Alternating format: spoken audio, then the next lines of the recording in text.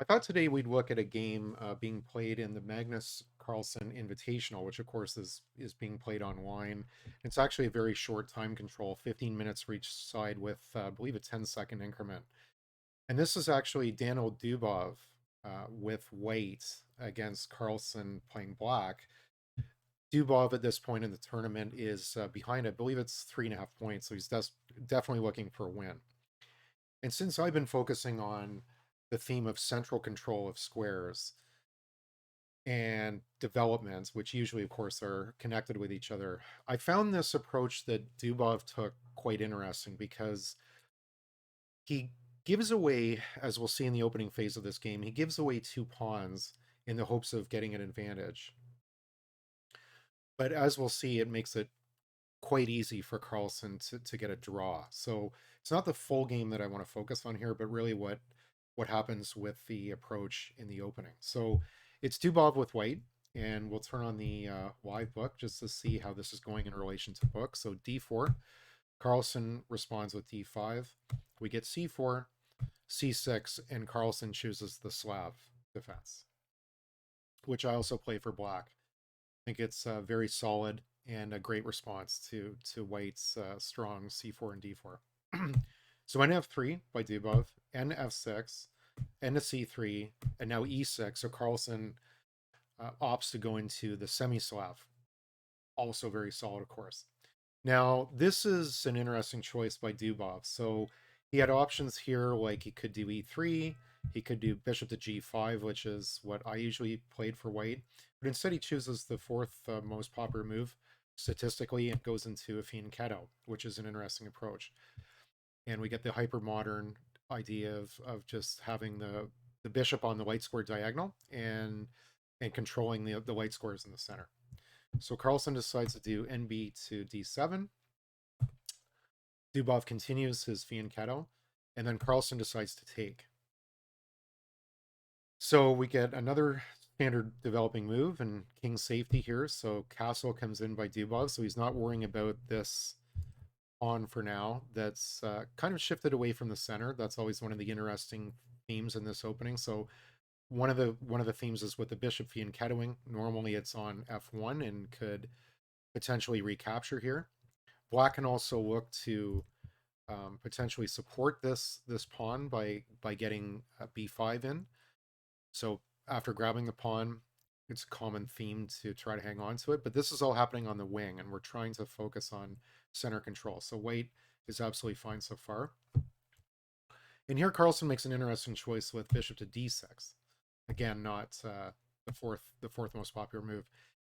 And it's interesting. It does control some central squares. It's a bit of a strange place for the bishop to develop in a way.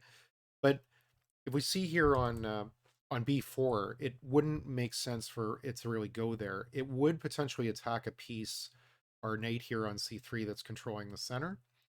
But with the king gone and already castled to safety, the pin is now not available. So Carlsen decides to go to d6 with his bishop. White, which is a move that could have occurred earlier in the opening, Dubov, bishop to g5. And now h6, which is interesting. So this is another interesting choice by Carlsen. King safety is the top line choice. But instead he opts for h6. In these A and H file pawn pushes have the purpose, and it's important to understand what the reason is. So there's a pin obviously here on the queen, but the issue is that white is looking to diminish the control that this knight has over the central squares here, right? So if that knight cannot move, let's say h6 was not played, then this knight, even though it's technically controlling these two squares, could not move because the queen is pinned. So instead what happens is, so Dubov has to make a choice here. And as you can see, retreating, that would not be great on f4 because on capture, the pawn would capture and his king side would start to look a little loose. Back here would get in the way of the e2 pawn because obviously we'd like to develop in the center. And then these would just be returning. And obviously h4 is not a possibility either because black has the option of playing, of course, g5 and trapping trapping the bishop. So Dubov instead decides to capture on f6. Carlsen responds with the queen. So look at black's control in the center.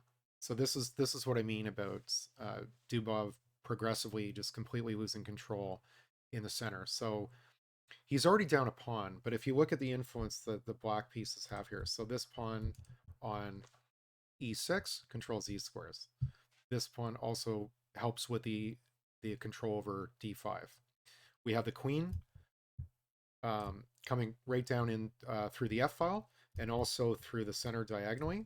So the queen has excellent control on f6. So Dubov has given up a bishop for and really helped Carlsen's development here, even though this bishop on c8 is a problem. And we'll talk about that more. This knight on d7, excellent control over e5 and c5. So, and then of course there's the extra pawn that he's just simply up on c4 as well. So black's control is very, very strong in relation to white's. So Dubov's whole idea here, and this will become more clear as we go further along in the game, is that the idea is that with this pawn on e6, this bishop is going to have trouble developing, right? So the c8 bishop is a problem. Like, where is it going to go? So b5 would be an obvious choice, and then it could develop, but it's going to be quite awkward for it to develop. Fianchetto's a possibility, but then it wouldn't be protected the way white's bishop is, which could lead to trouble. So we'll see how Dubov approaches this. So knight to d2. So that makes a lot of sense from the point of view that now his bishop has excellent control over that diagonal. Again, giving the c8 bishop a problem in terms of developing. It also allows potentially e4 and to try to regain some control in the center. So at this point, Carlsen opts for n to b6. So an interesting decision here too, because right now the bishop, as I pointed out, had control over e5, but instead he goes over to the wing on b6, which is somewhat loosening his central control, but the idea is to hang on to this pawn. And then we have an interesting choice by Dubov, and I think this is probably where things start to go south, because a4, I think he could have easily done more to control the center. So let's see what Stockfish says here. It's showing the evaluation as about even, and we can see in 2 previous games that e3 was played. So I would always look to control and develop in the center. I actually thought of e4 here, but it has to be a mistake. So let's see why. So if e4 was played, then queen takes d4. So this is one of the themes. So when he played, just to go back 2 moves. So this pawn that's on d4 is actually hanging, or is not hanging now with the white queen. But as soon as knight to d2 is played, this is now vulnerable. So this is another chance for black to just gain even more control, because if black's able to get rid of that pawn, then white will have even less control in the center. So we had in a b6 in, hanging on to the pawn on c4. And now Dubov tries a4. So wing move, where I think really it would have been better to try to either hang on to this pawn or make a maneuver in the center. So then Carlsen opts for a5 to counter this pawn on a4. The idea Dubov had was to play pawn to e5, disrupting this knight over control this, and then potentially the bishop on d2 could recapture or could capture on c4. So we get in c to e4. Now this I like a lot more, because it's now challenging the queen, challenging the bishop. So Dubov potentially aiming to get rid of the bishop pair, which is probably a good idea. Queen e7, so Carlsen has to retreat to protect the bishop on d6. And the other interesting thing is with the black queen moving to e7, he no longer has control over the dark square diagonal running through the center. So we get b3. So Dubov attempting to disrupt the pawn on c4 and potentially recapture. Carlsen decides to take. And in this case, before recapturing, Dubov takes the bishop on d6, which gets rid of the bishop pair, and that bishop has some decent influence over the two dark squared diagonals, and then its queen takes d6.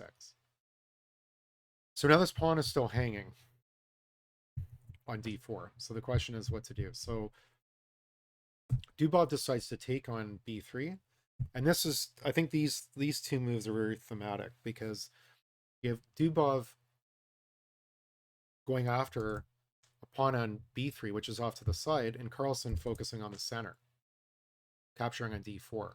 So now look at Black's structure. So Black is up by 2 pawns.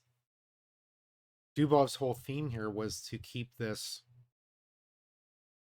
bishop on c8 imprisoned. And so he's not successful doing that. It's going to make it very easy for Black to draw.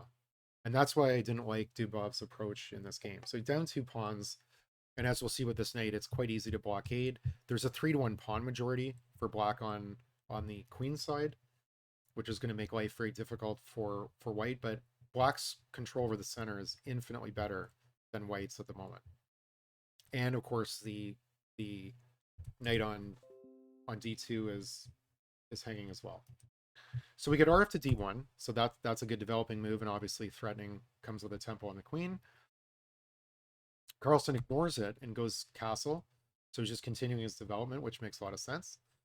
Ra to b1, so trying to threaten this knight that's on b6. But Carlsen makes an excellent move, coming into the center on d5, bringing the knight exactly to central square control. So big improvement for the placement of the knight. We get n to c4. Also a decent move, as it threatens the queen and brings the knight into control of the center. So that should be the focus of how you evaluate moves. What does it do for central control? And Carlsen offers to trade the queens by doing queen to c3. Dubov ignores this with e4.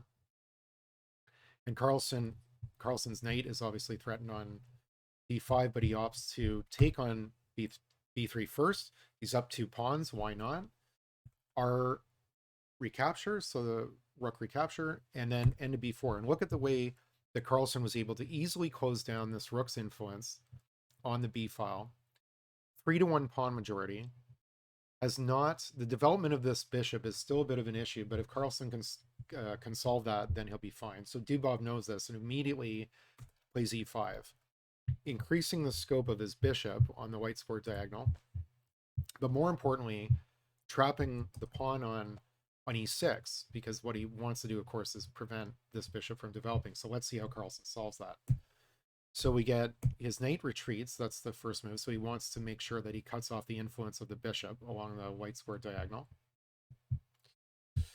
We get f4. And we can see at this point that in the evaluation, we have Stockfish 13 running. It's already more than 2 pawns, so 2.18 at this point in favor of Black. So the engine absolutely likes Carlsen's position, and I think this was sort of self-inflicted by Dubov. I don't think he really needed to play like this. And so obviously Carlsen wants to solve the problem of the late squared bishop, so he plays b5, trying to disrupt the queen side and give the bishop some opportunity to develop. So he's protected. The knight is now shielding c6 from the bishop that's on g2.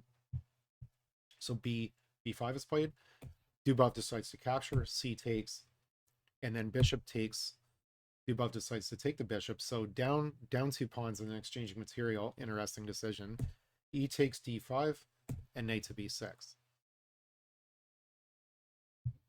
Dubov does have a 4-to-3 pawn majority on the king side, but Carlsen now has 3 passed pawns.